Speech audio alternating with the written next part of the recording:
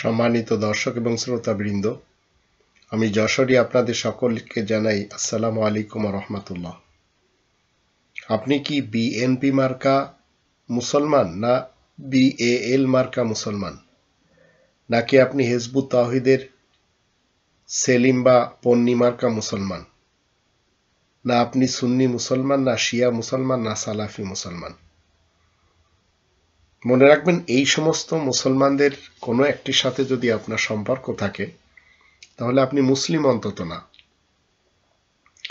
আল্লাহ তাআলার পক্ষ থেকে লিখিত আল কিতাব যা নির্ভুল এবং সন্দেহমুক্ত, সমগ্র মানব জাতির জন্য একমাত্র জীবন বিধান, যা মুসলমান শিয়া সুন্নি সালাফিরা মানে না, কারণ তারা ফলসফা বিশ্বাসী এবং ধর্মজীবী মোল্লাদের অনুসারী হয়ে জীবন কাটায়। এমনকি নাস্তিক পলিটিশিয়ানদেরও তারা মেনে চলে।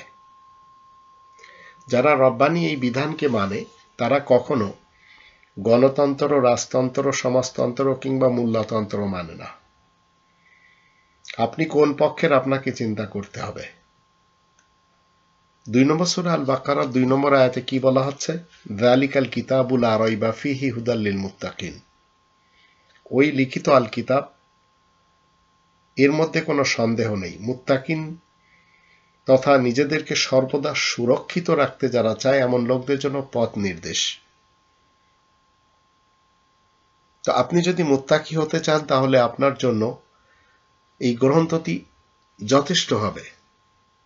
29 নম্বর সূরা আল আনকাবুতের 51 নম্বর আয়াত মতে, আওয়ালাম ইয়াকফিহিম আন্না আনজালনা আলাইকাল কিতাবা ইউতলা আলাইহিম ইন্না ফি যালিকা লা রাহমাতাও ওয়া যিকরা লিকওমিন ইউমিনুন। মানুষের জন্য তাহলে কি যথেষ্ট নয় যে আমি তোমার কাছে লিখিত আল কিতাব নাজিল করেছি, যা তাদেরকে পড়ে শোনানো হচ্ছে? নিশ্চয়ই এই লিখিত গ্রন্থে রাহমাত এবং উপদেশ নিহিত রয়েছে মুমিন কওমের জন্য। তো আপনি যদি মুমিন হন, মুসলিম হন, তাহলে আপনার জন্য এটি যথেষ্ট হবে। আপনাকে বিএনপি মার্কা কিংবা বিএএল মার্কা অথবা এই দুটি পার্টির সাথে মিলেমিশে আপনাকে মুসলমান, শিয়া সুন্নি, সালাফি হয়ে থাকতে হবে না। কারণ ইব্রাহিম রাসূল আমাদেরকে শিখিয়ে গেছেন 22 নম্বর সূরা আল হজের 78 নম্বর আয়াত মতে, হুয়া সাম্মাকুমুল মুসলিমিন, সেই সত্তা তোমাদের নাম মুসলিমিন রেখেছেন। তো মুসলিমিন এটি হচ্ছে কোরআনের দেওয়া নাম। তো কোরআনের দেওয়া নাম যখন আপনি আর আমি অমান্য করব, তখন আমরা হয়ে যাব ক্ষতিগ্রস্ত যারা তাদের দলে। তো 29 নম্বর সূরা আল আনকাবুতের 51 নম্বর আয়াত মতে এই কোরআন আমাদের জন্য যথেষ্ট।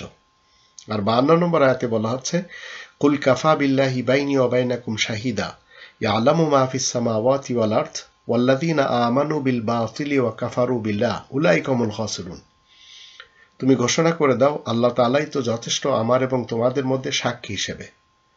আল্লাহ তো জানেন গগনমণ্ডল এবং পৃথিবীর বুকে যা কিছু রয়েছে। আসলে যারা মিথ্যার উপরে আস্থাবান রয়েছে আর আল্লাহ তাআলাকে অমান্য করে চলেছে, তারাই হবে ক্ষতিগ্রস্ত দল।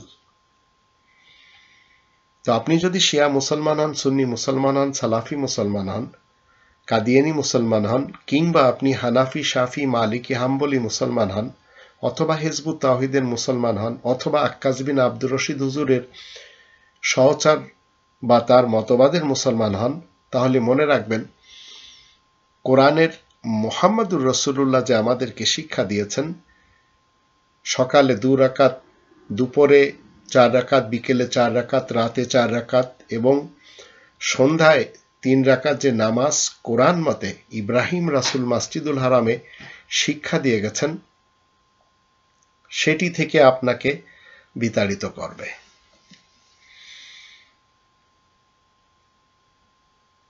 দুই নম্বর সূরা আল বাকারার আমরা যখন 125 নম্বর আয়াত দেখি, সেখান থেকে আমরা দেখতে পাই, এবং 3 নম্বর সূরা আল ইমরানের 96 নম্বর আয়াত যখন দেখি, প্রথম এবং শেষ মার্কাজ আর প্রথম এবং শেষ রবের লিখিত গ্রন্থ কোরআন, এটি হচ্ছে কমপ্লিটলি নামাজের ইমাম এবং নামাজের সিস্টেম। রুকু বলেন, সিজদা বলেন, কায়দা বলেন, কিয়াম বলেন, ইতিকাফ বলেন, 7 চক্করে তওয়াব বলেন, দুনিয়া জাহানের জন্য পথ দেখানোর জন্য সংসদ বা অ্যাসেম্বলি বলেন, এটি হচ্ছে মসজিদুল হারাম এবং এই কোরআন। 3 নম্বর সূরা আল ইমরানের 96 আয়াতে কি বলা হচ্ছে? ইন্না আউওয়ালা বাইতিন উদিয়া লিন্নাস লাল্লাযী বিবাক্কাতা মুবারাকাম ওয়া হুদাল লিল আলামিন। নিশ্চয় প্রত্যেকটি মানুষের জন্য সর্বপ্রথম যে ঘরখানা তৈরি করা হয় তা অবশ্যই বিবাক্কাতা তথা করন্দনরত এলাকার সাথে রয়েছে দুনিয়া জাহানের জন্য পথ নির্দেশকারী এবং মুবারক।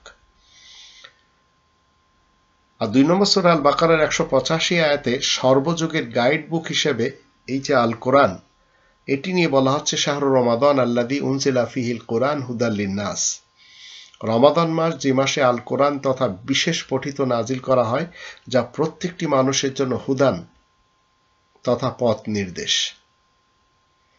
তো হিদায়াতের গ্রন্থ ছেড়ে আপনি যদি গণতন্ত্রের দিকে, রাজতন্ত্রের দিকে, সমাজতন্ত্রের দিকে এবং মোল্লাতন্ত্রের দিকে যান, তাহলে আপনি হবেন বিএনপি মার্কা এবং বিএএল মার্কা মুসলমান, অথবা আপনি হবেন হিজবুত তাওহীদের অথবা আক্কাস বিন আব্দুর রশিদ হুজুরের বানানো সিস্টেমের অনুসারী মুসলমান। কারণ এরা কেউ 19 জন নবীদের যে ইমামতের স্থান মসজিদুল হারাম, সেটি তারা মানে না। 21 নম্বর সূরা আল আম্বিয়া 73 নম্বর আয়াতে বলা হচ্ছে ওয়াজআলনাহুম আইম্মাতান ইয়াহদুনা বিআমরিনা ওয়া আওহাইনা ইলাইহিম ফি'লাল খায়রাত ওয়া ইকামাস সালাত ওয়া ইতাআজ যাকাত ওয়া কানু লানা আবিদিন। সকল নবীদেরকে আমি নেতা মানে ইমাম বানিয়েছি, আমারই নির্দেশ মতে তারা হিদায়াত করে থাকে, আর আমি তাদেরকে কল্যাণকর কাজের নির্দেশ দান করেছি, নামাজ কায়েম করতে ও যাকাত আদায় করতে হুকুম দিয়েছি। তারা সবাই হলো আমার অনুগত দাসদের অন্তর্ভুক্ত। 2 নম্বর সূরা আল বাকারার 124 নম্বর আয়াত থেকে আমরা জানব সকল নবীদের ইমাম হলেন ইব্রাহিম রাসূল। وَإِذِ ابْتَلَى إِبْرَاهِيمَ رَبُّهُ بِكَلِمَاتٍ فَأَتَمَّهُنَّ قَالَ إِنِّي جَاعِلُكَ لِلنَّاسِ إِمَامًا قَالَ وَمِنْ ذُرِّيَّتِي قَالَ لَا يَنَالُ عَهْدِي الظَّالِمِينَ। ইব্রাহিমকে যখন তার রব কিছু কালেমা দ্বারা পরীক্ষা করলেন আর ইব্রাহিম তা পূরণ করল, তখন আল্লাহ বললেন, তোমাকে আমি প্রত্যেকটি মানুষের জন্য সকল জামানার ইমাম বানিয়েছি। তখন ইব্রাহিম বলেন, তাহলে আমার সন্তানদের মধ্য থেকেও? আল্লাহ বললেন, জালিমরা মানে অপরাধীরা আমার অঙ্গীকারের আওতায় আসবে না। তো নবী ইব্রাহিম রাসূলের অভ্যাস হলো 5 ওয়াক্ত নামাজের ইমামতি করা, যেগুলি এই বিএনপি মার্কা অথবা বিএল মার্কা মুসলমান সমাজ মানে না। আক্কাস হুজুর বলেন কিংবা হিজবুত তাওহীদের সেলিম সাহেব বলেন, এরাও মানে না। হানাফি, শাফি, মালিকি, হাম্বলি মতবাদধারীরাও মানে না।